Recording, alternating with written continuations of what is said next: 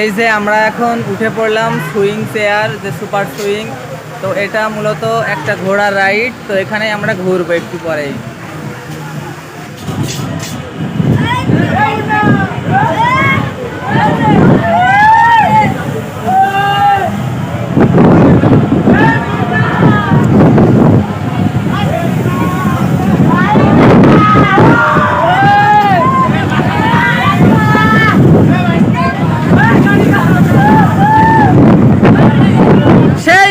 সেই মজা, তাই না?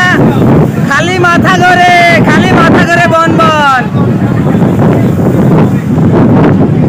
মাথা ঘরে বন বন, সেই মজা কেউ পাবো না।